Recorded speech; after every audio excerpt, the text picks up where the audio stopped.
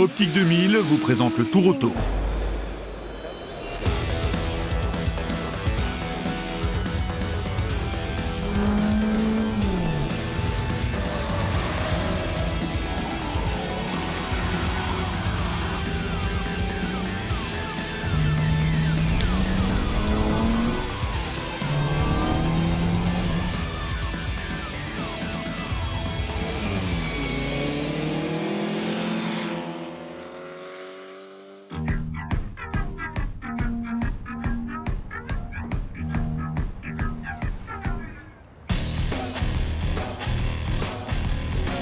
Paris, le Grand Palais, lundi 20 avril.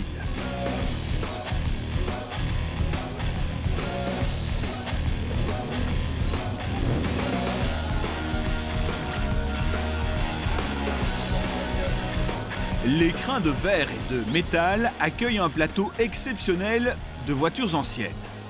C'est sous la structure dessinée par Gustave Eiffel que les participants à la 24e édition du Tour Auto avaient rendez-vous pour les vérifications administratives et techniques d'usage. Il y a donc 24 ans déjà, Patrick Peter a lancé l'organisation du Tour de France automobile version historique.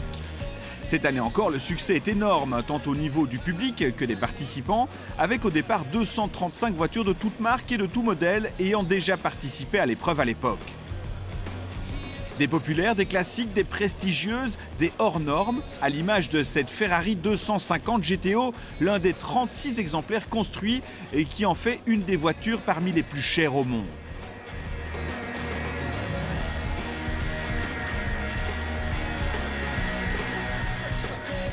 Mais cette année, il y avait également un noyau de téméraires au volant de machines hors du commun, des barquettes.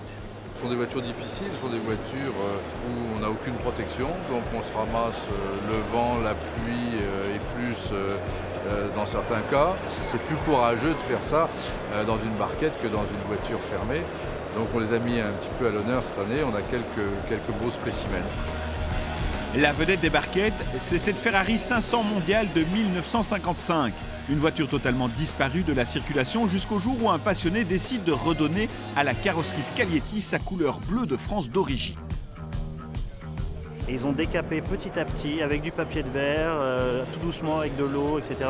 pour enlever les quelques micros de rouge pour faire apparaître le bleu qui était resté en dessous.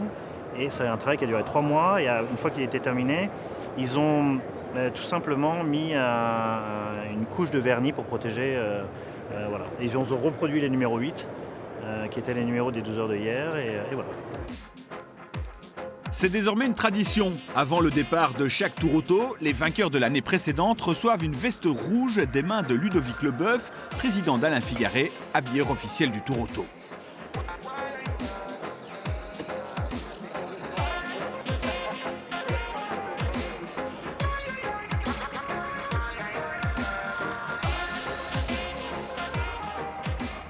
Dimanche soir et lundi, les belles carrosseries étaient exposées aux yeux du public sous la verrière du Grand Palais. Une occasion unique pour les Parisiens d'admirer autant de belles voitures d'époque.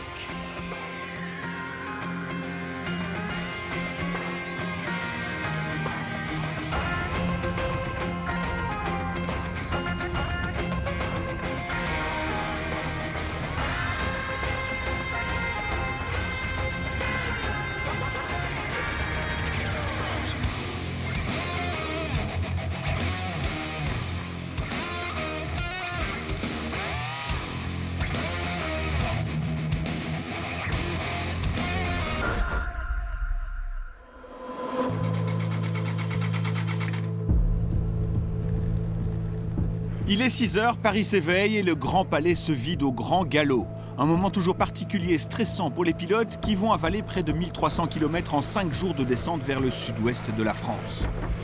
Le plus compliqué, c'est les premiers kilomètres parce qu'on a toujours un peu l'angoisse de la voiture. Et puis une fois qu'on a fait une trentaine de kilomètres, on prend confiance à la mécanique, que tout est en place. Et là, on se libère. All right, sounds good. Le spectacle est rare et magique. Des voitures exceptionnelles dans Paris au petit matin, quelques centaines de curieux avaient programmé leur réveil pour assister à la scène et ils n'ont pas été déçus.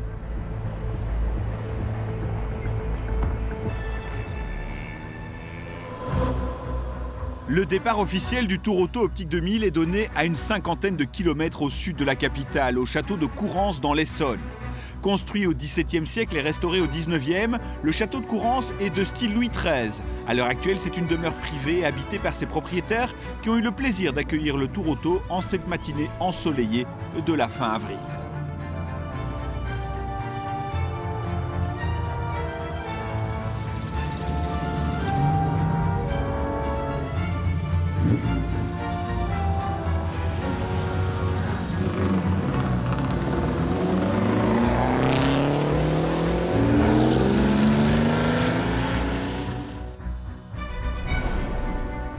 Lors de la première étape, les pilotes descendent jusqu'à Vichy avec au programme une spéciale chronométrée sur route fermée et une course sur le circuit de Nevers-Manicourt.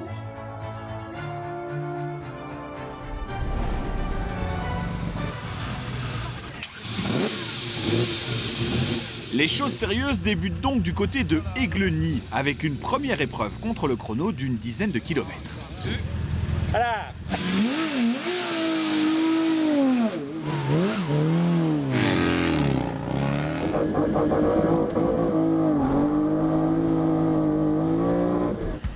Le Tour Auto, ça n'est pas une balade de santé pour les hommes et leur mécanique. Les secteurs chrono sont parsemés d'embûches et dès les premiers kilomètres, tout le monde se prend au jeu, car pour bon nombre, le but est de bien figurer au classement final.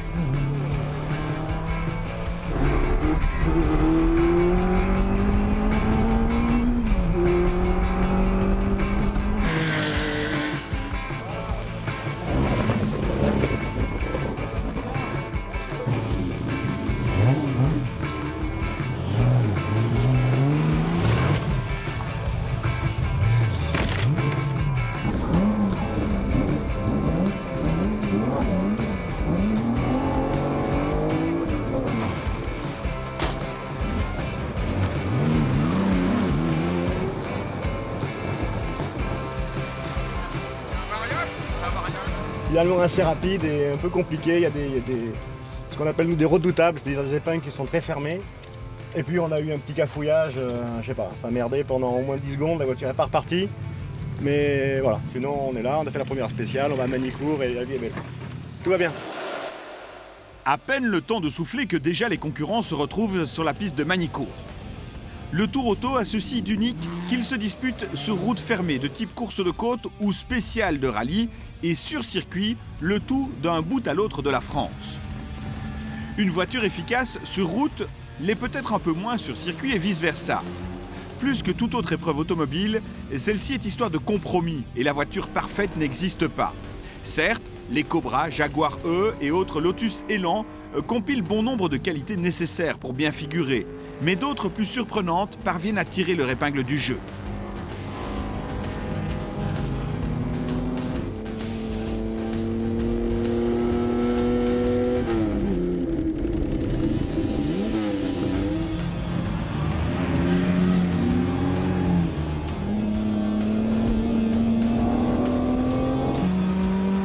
Parmi les voitures inattendues, il y a cette Ligier JS2, un prototype pensé et créé pour les 24 heures du Mans.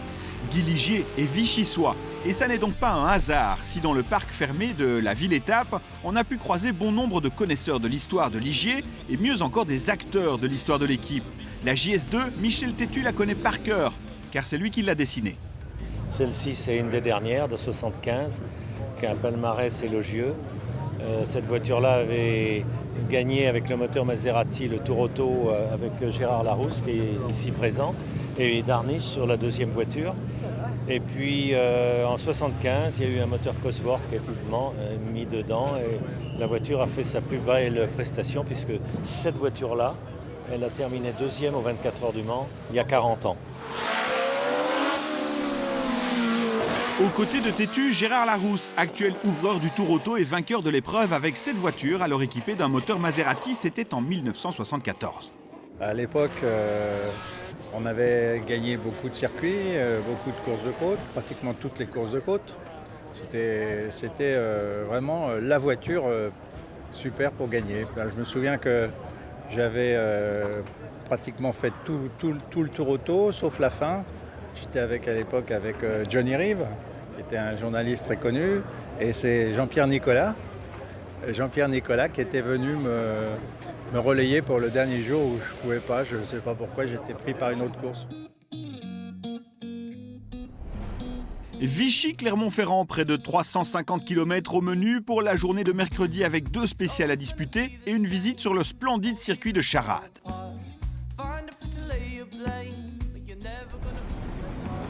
Il est très tôt lorsque les premiers vrombissements de moteurs retentissent dans le parc des Sources de Vichy. Le soleil est toujours de la partie et les sourires sur les lèvres des concurrents. Bonne journée. Merci, on va essayer. Les traceurs du Tour Auto Optique 2000 ont le chic pour trouver des routes sinueuses à souhait et des coins inédits pour le plus grand bonheur de tous.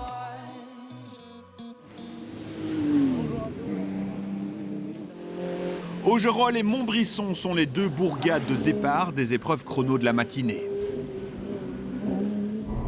La course est bel et bien lancée dans toutes les catégories, que ce soit en régularité ou en compétition. Personne ne ménage les montures. La plupart du temps, ça passe, mais parfois, ça casse. La petite Lotus Elan de Laurent Kefelec et Stéphane Collas n'a pas apprécié les routes bosselées du Puy-de-Dôme. À bord de leur Jaguar E, les Leboeuf père et fils découvrent les joies du pilotage en famille, tout cela sous les regards d'un public très nombreux sur le bord des routes.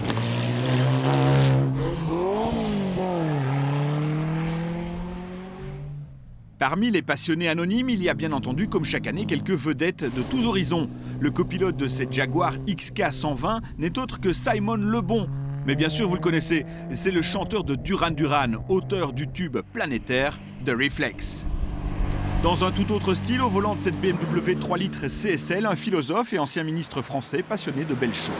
C'est plutôt le plaisir de voir des œuvres d'art roulantes. Voilà, il y a vraiment des voitures, il y a une 250 GTO, il y a des AC Cobra, il y a toutes sortes il y a des Jaguars magnifiques. Voilà, encore une fois, c'est des œuvres d'art sur roue. C'est pas des voitures féroces, c'est des beautés. Mais celui qui recueille la palme de la popularité, le voici. C'est le seul homme à avoir un jour osé sauter en parachute depuis l'espace, Félix Baumgartner. C'est une super expérience. En fait, j'adore tout ce qui est motorsport, tout ce qui est mécanique, en fait tout ce qui est un moteur. C'est la première fois que je roule ici au Tour Auto avec une voiture ancienne. C'est un style de pilotage tout à fait différent, mais c'est vraiment terrible. Le Tour Auto, c'est bien entendu de superbes voitures qui font réellement la course, vous l'avez compris, mais c'est également l'occasion de découvrir des coins de France et un patrimoine qu'on ne prend que trop rarement le temps de visiter. Chaque jour, les équipages déjeunent dans des endroits majestueux, souvent chargés d'histoire, histoire de prendre le temps, de faire une pause avant de reprendre la route pour poursuivre l'aventure. Le château de Parentigna, le domaine de la Goudalie ou encore l'abbaye d'Escaladieu sont des étapes qui restent dans la mémoire de tous au terme de cette édition 2015.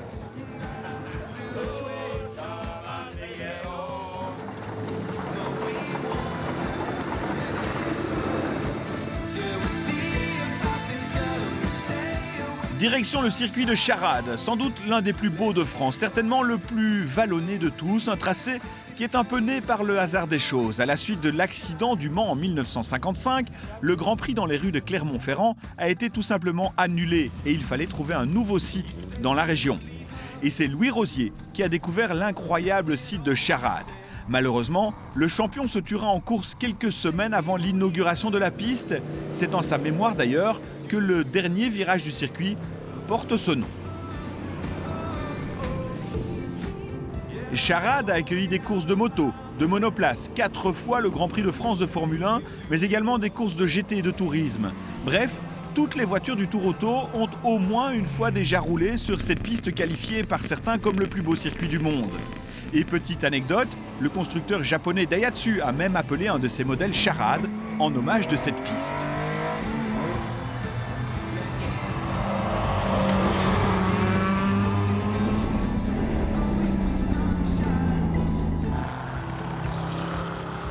C'est donc sur ce tracé chargé d'histoire et d'émotions que se termine la deuxième journée du Tour Auto Optique 2000 avant de plonger vers le parc fermé de Clermont-Ferrand.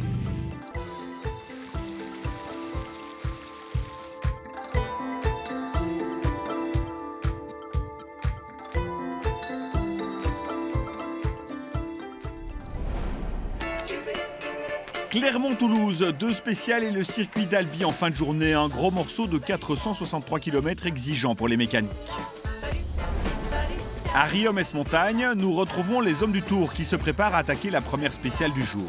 Un moment particulier, car c'est à l'entrée de ces parcs de regroupement que les copilotes reçoivent le roadbook de la spéciale chronométrée. Ils n'ont ensuite que quelques minutes pour analyser le parcours. C'est du pilotage à vue, sauf qu'on m'annonce, avec la distance qui me sépare des choses difficiles, uniquement des choses un peu compliquées, des virages qu'il faut vraiment préparer. On me donne la direction et la tendance du virage. Donc on me dit 100 mètres, 50 mètres, maintenant. Donc je sais toujours où j'en suis. Donc avec le trip, c'est de se repérer à chaque fois. Là vous avez 230 mètres, il faut aller tout droit. À 580 mètres, il y a un virage à droite et ainsi de suite.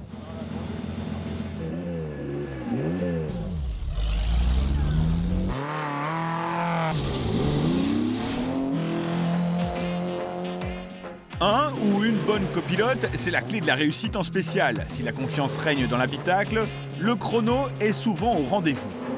Et cela est d'autant plus vrai que nous sommes en moyenne montagne, sur des routes toujours plus sinueuses, étroites et bosselées.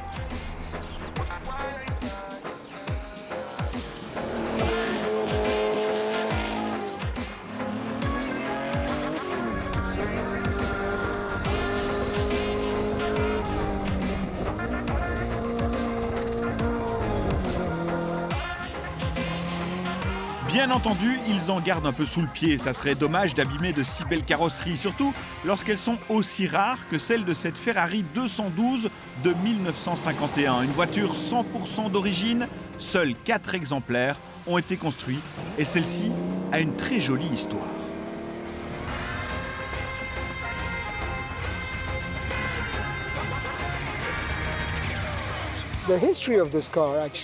Il faut savoir que cette voiture a appartenu au tailleur d'Enzo Ferrari. Il s'appelait Caracini, c'était vraiment un grand tailleur à Rome. Il faisait d'ailleurs les costumes des stars de cinéma. David Niven, Gary Grant s'habillaient chez lui. Avec cette voiture, il a fait énormément de courses de côte.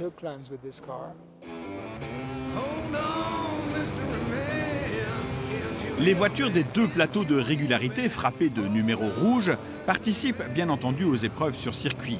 Mais pour elles, pas question de réaliser des dépassements osés et risqués. Le but des pilotes, aidés par leurs copilotes, étant de boucler chaque tour de piste dans le temps qu'il leur est imparti à la seconde près, sous peine d'écoper de points de pénalité.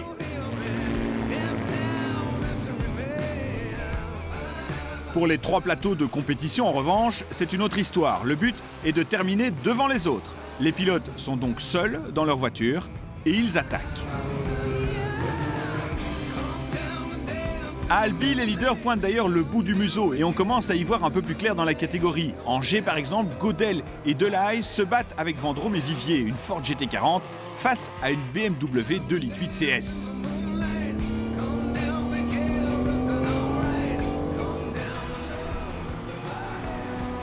En catégorie HI, la Porsche de Van Riet et Cartegnan, la de Tommaso Pantera de Didier Cyr qui court dans son jardin et son frère Jérôme s'échangent la première place avec la Ligier JS2 de Monsieur John Ofby et Sibel.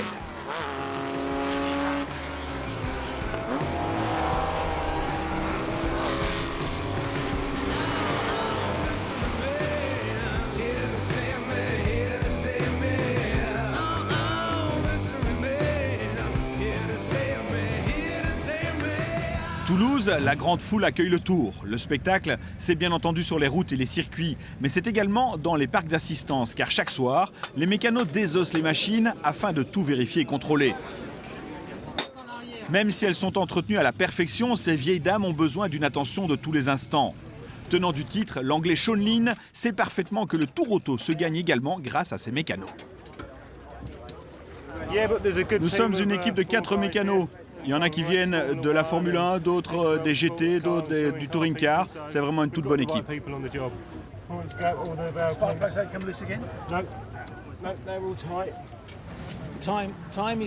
Le temps, c'est notre pire ennemi.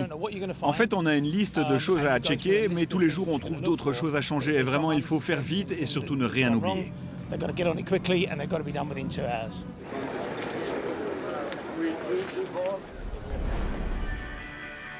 Pas de course sur circuit au menu de la 4e étape, mais 2 spéciales disputées au pied des Pyrénées et un total de 370 km à boucler pour arriver à Pau.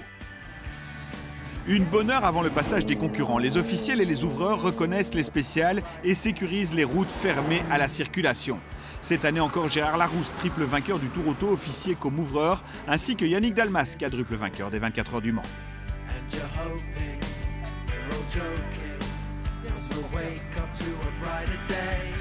Les pilotes des plateaux de régularité doivent opter avant le départ pour l'une des 3 moyennes à respecter sur les secteurs chrono. Ces moyennes tournent autour de 50 km/h. Le moindre dixième de seconde de retard lors des contrôles de passage et ils ramassent des points de pénalité. Celui qui termine le Tour Auto Optique 2000 avec le moins de points remporte l'épreuve. Plus encore qu'en compétition, le rôle du copilote est primordial. Pour participer au Tour Auto, il n'est pas nécessaire d'aligner une voiture exceptionnelle. Certaines sont même plutôt inattendues, comme la Dauphine des Mouronons, l'Escort Mexico de Jean-Yves et Roselyne Lacroix, qui réveille les morts sur son passage, une Auto Bianchi Abarth, ou encore la cinquantenaire Peugeot 204, une voiture presque oubliée, mais qui pourtant a marqué l'histoire de la marque au Lyon.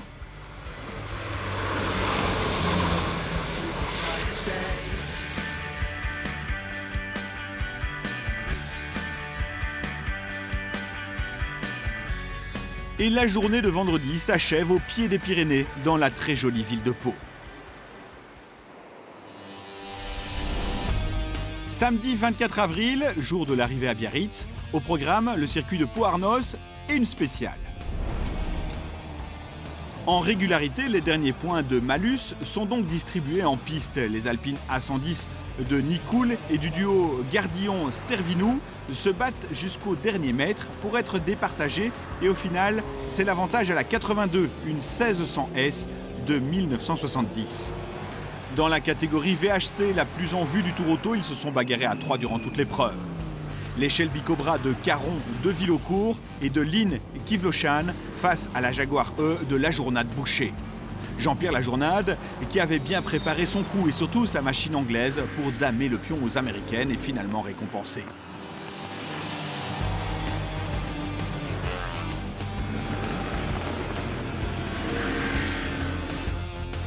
La route du Tour Auto Optique 2000 se termine par un moment des plus sympathiques, le traditionnel pique-nique. Des paniers repas gastronomiques sont distribués dans le splendide village basque de la Bastide-Clérance.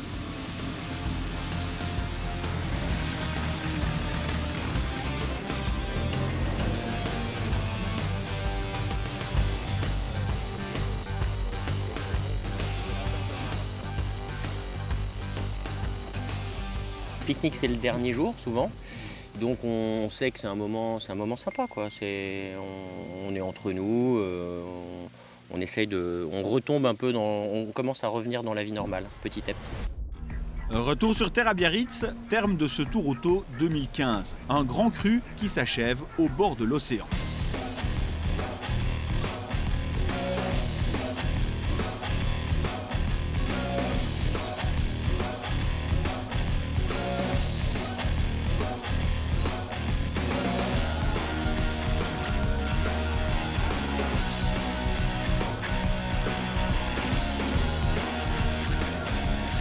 En régularité, tous les honneurs sont donc pour Jean-François et François Nicoul à bord de leur berlinette alpine. Oui, mais le Tour Auto, dans le haut du classement, sur les 25 premières places, ça se joue mais vraiment à très peu. On se dispute les secondes comme des chiffonniers.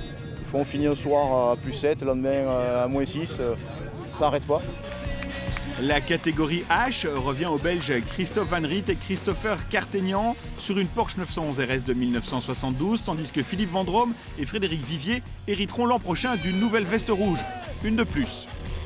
Enfin, au général en VHC, Ludovic Caron doit se contenter de la seconde place, car Jean-Pierre Lajournade a réussi son pari, battre les très efficaces Shelby du gang Cobra au volant de sa Jaguar Type E. Pour moi, ce qui est très important, c'est que je suis le premier à inscrire une Type E au palmarès du Tour Auto. Donc je laisserai une petite trace. Ensuite, le gang des Cobras, oui et non. Il faut un petit peu arrêter avec ça. Je pense que jusqu'à présent, ils n'ont jamais eu la bonne opposition en face. Des Cobras, il y en avait 2 de dangereuses, qui étaient Lynn et Caron. Ils ont tous les deux eu quelques problèmes, mais moi j'en ai eu aussi. Et voilà, donc aujourd'hui ils sont un petit peu surpris de voir, tout le monde est un peu surpris de voir un petit peu parmi les cobras. Moi je ne suis pas surpris parce qu'en Angleterre elles sont avec, donc je ne vois pas pourquoi ils ne seraient pas en France. Rendez-vous est d'ores et déjà pris pour la 25e édition du Tour Auto Optique 2000. Ce sera mi-avril 2016.